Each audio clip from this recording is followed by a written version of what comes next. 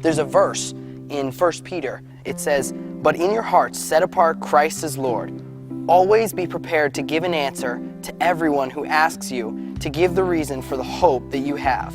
But do this with gentleness and respect." And not only did they have that answer, but they did it with the gentleness and respect. They treated us as equals. This was something unlike anything I've ever experienced before. Like you guys gave us pages for notes, but I took like 2 or 3 pages per lecture of my own notes just because there is so much there. And that's why I was crazy into every single lecture all the time. This is the meat of the Bible. This isn't for kids, for infants. This is the meat because this is for adults. This is for us to grow, to defend our faith.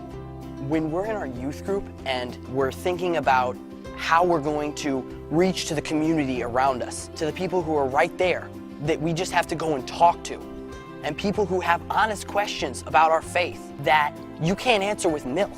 The milk, I mean, there's nothing wrong with that. Like, there's a lot of good concepts in Scripture that are just, surface concepts, and that's okay. But you have to get deeper than that. People have questions sometimes, and there is more to it than that.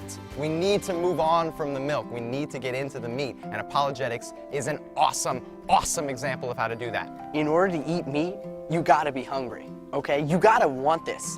You gotta want to learn. You gotta want to have a desire to be able to defend your faith.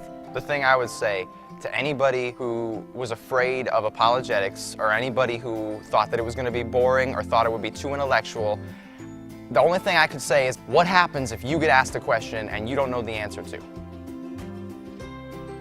Because at best, you're not going to help that person out when they need it. At worst, it's going to make you question your own faith. Do not run from this.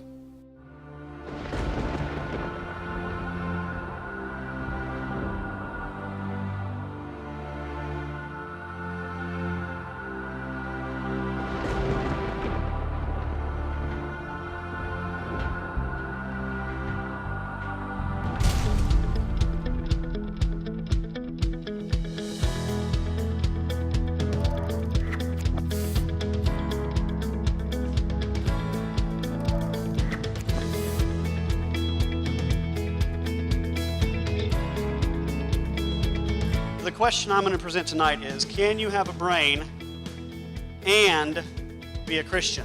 A lot of skeptics view faith as belief in something you cannot prove. But what they're doing is they're defining blind faith, and that's not the kind of faith that I walk in at this point.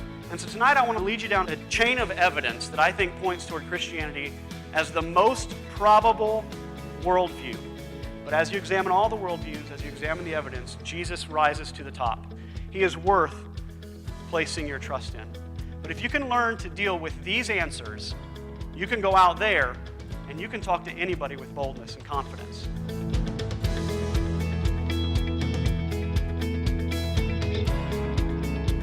The people who you meet throughout your daily lives will most likely be totally cool with you being a Christian, except in this respect, if you hold to traditional Christian teaching about sexual morality. If you are willing to do the work to understand the teachings of Jesus on the question of sexuality, if you are doing the work to present that as charitably, as kindly, as graciously as possible, as sensibly as possible, culturally, we are in a position where you will not be spared from the charge of being a bigot. And so if there is a place right now where you need to do the hard work and gird up your loins and get prepared, good friends, this is the place.